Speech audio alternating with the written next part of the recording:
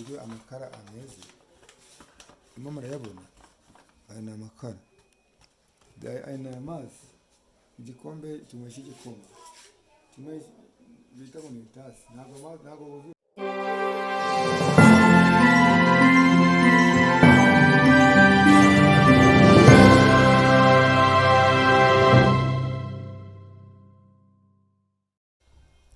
Channel ubugingo buhoraho TV, iyi channel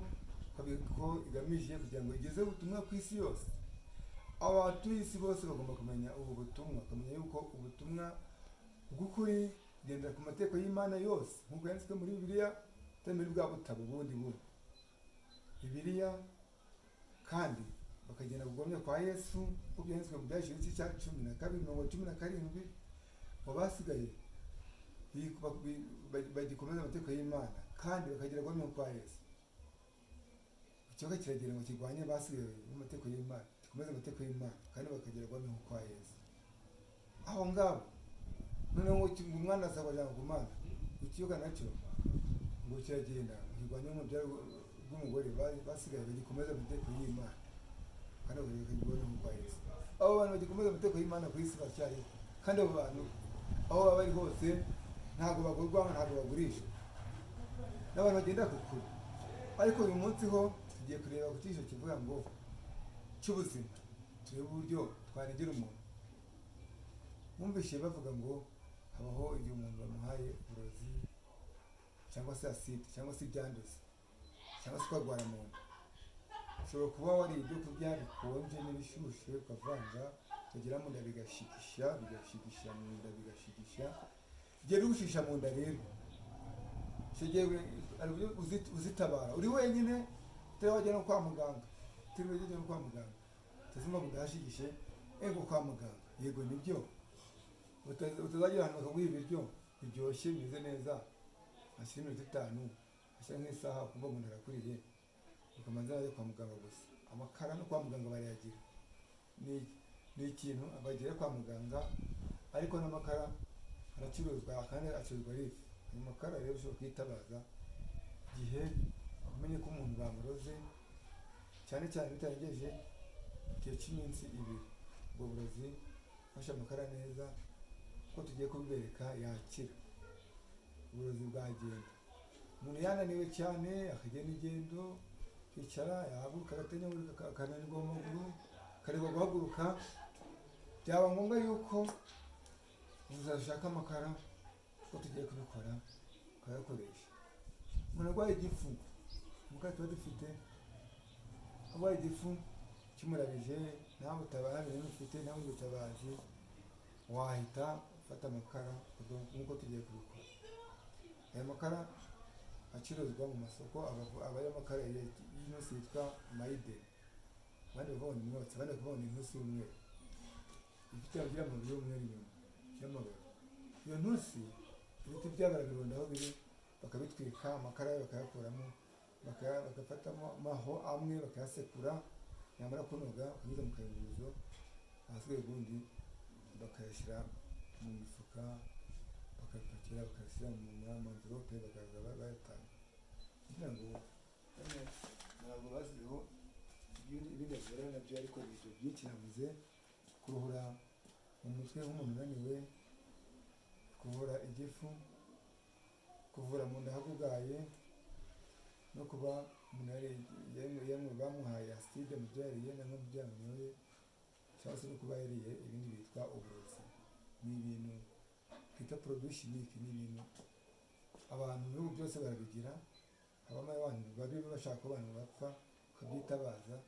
bifashishije ku byaremwe by'inyamaswa, ku bimera,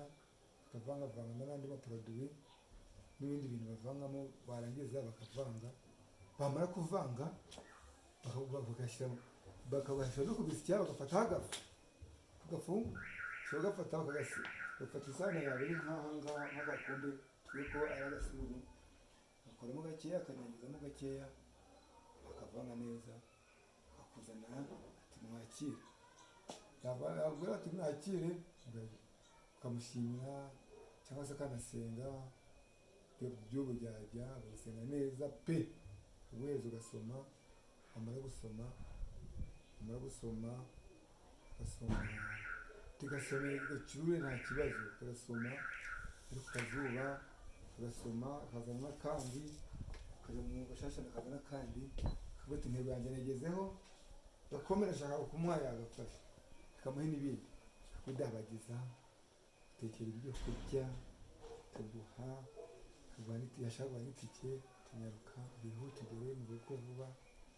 utaza no kurwarira mu nzira, ubwo nawe kumbwira ku bushobozi bwihuta, kugira ngo butonde butarenze amasaha ane, ushobore kumererwa buramara iminsi ibiri, buramara 10 bukaba bugaragara, bitewe n'ibyo aba yashatse, biriya yagubwa buramara isaha n'igice, isaha n'igice ko butangiye gufatwa. Hari n'uburozi baguha bugira vuba, ushobora kurya mu minota 10, ukaba utangiye kumva imisoro utangiye kurya mu mutwe.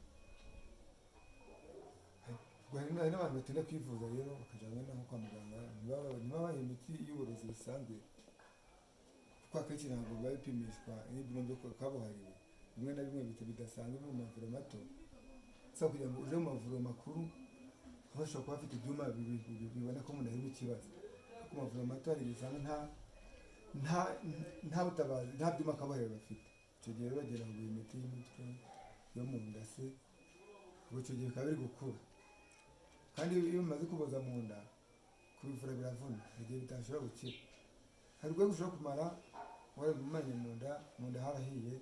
baguha imiti bagira gute bikanga, ntibashobore kongera kuzisubiza, batashobora kuzisubizamo,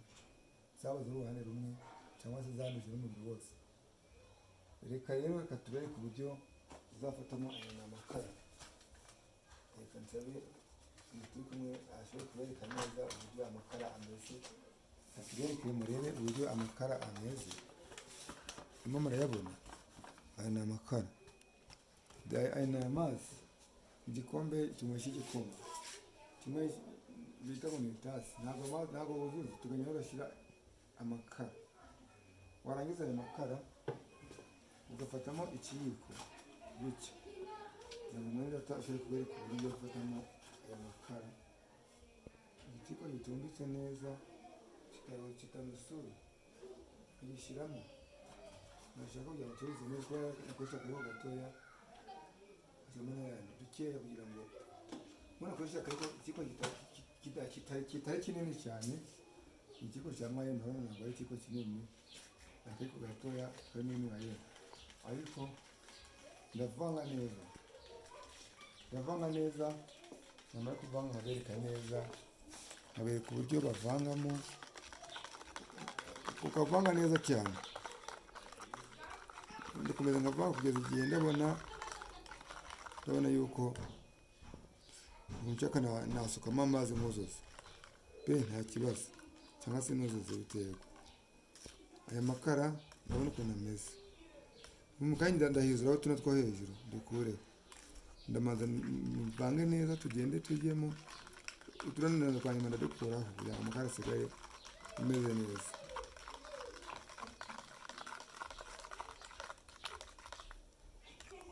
Ngira ngo murabona uko amakara atangiye kunoga, urabona yuko turimo kubasobanurira kubereka uburyo amakara bayavangamo. Iyo umaze kuyavanga gutya, ukaze kubereka ukuntu bahizaho tuno tuntu two hasi, kugira ngo nyine utaza kuvangira, igihe bimwe byakubera intera nk'ugushimisha, uraza ugafata muto tukadukuraho. Ndakomeza kubereka nta kibazo, ndakomeza kubereka uburyo ushobora tuno tuntu two hejuru, kugira ngo unywe amakara meza adafite ikibazo na kimwe. Ayo makara rero iyo urangije urikuraho, urekeraho, urayatereka, ugateka igihe cy'isaha yose. Iyo uteretse igihe cy'isaha cyangwa se iminota 30, irahagije gutya, 30 buriya imeze kuriya, unywa amazi gusa. Hasi hari udukara dusigaramo hasi tumeze nk'itende, ko tumeze nk'itende rero ntabwo wongera kutunywa, oya, urasoma, ugasoma, urafata gutya, ni ukureba ko igikombe kingana. Uturuka aha ngaha usoma ukageza nk'aha. Dukora tugezemo aha turimo hepfo aha ngaha utu ntabwo wongera gutunywa. Iyo urangiza kunywa uragenda ukora ibyo ukora byose. Niba waba uvuye ahantu ubuhaburozi hari igihe ugera ahantu ugishyushya ati ewe ugeze hano mbese bagashyashyana bakavuga bati katuzane ibyo kurya akagenda akazana umuntu ugiye kuzana uburozi aza ari gufata igikombe cyo gushera agafata ikiri mu cyumba nawe aba yatumwe n'abandi bantu bamuziranye bakwanga agafata agira atitira agafata atitira akamanza akimwinyamenya akaza yikomeje akaza mwakire noneho waba hari ukuntu yajemo ari gutitira ukuntu yajemo ugahita utitira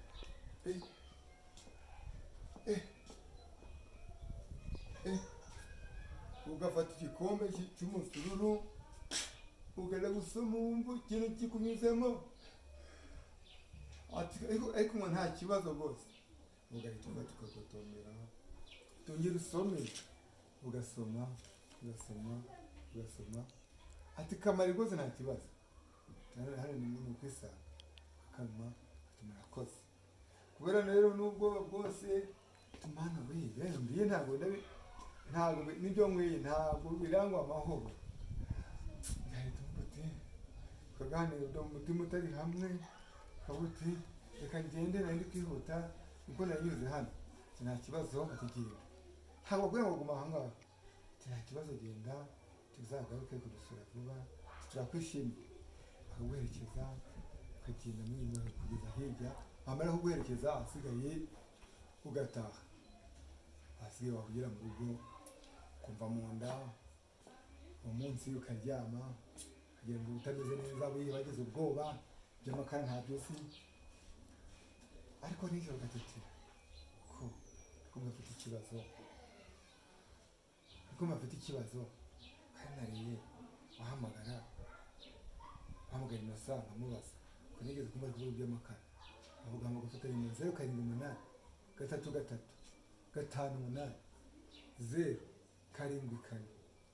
akaba yikumva 078 333 5 8 0 7 wamara kwifata amuhamagara tuyaro sinzi nageze ibyangiza sinzi nabaye nabyo hari nagiye ahantu bampa ibyo kurya bamaze kubimpa ndabirya cyangwa se bampaye agasuru ariko navuye ndi gutitira hari manza hari wenda babanduze mbere ariko ibyo rero okay sinamakara ufite hafi ntayo nose uri mu rugo yiye se wakwiyamana ukagera hano tukagufasha cyangwa se tugutume umwana ati ndikumva ufite imbaraga nazo ufite imbaraga byaba byiza uje niba nta mbaraga ufite wavuga tukagufasha ati ndazifite nta kibazo ngwino rero naho akareba ibintu n'ishanda akaza akagusanga mu rugo ukamukorera kwa kuri ntabwo twababwiye ariko ukamuhereza akanwa kumukorera nka 15 cyangwa 20 kuko abafite ubwoba ntabwo wategereza ya saha yose ariko nk'ejo ashobora gutegereza isaha cyangwa nko mu gitondo ndetse mu nda ashobora kuba ibyo wamuhaye byahise bigira vuba nyamunda bikikaraga igihe mu nda rero bise birabura ho uzafata udukombe tutuzuye cyangwa twa dukombe dutoya tw'icyayi bitatu cyangwa se ibirahuri bitatu cyangwa se utungutu niyo twaba utungutu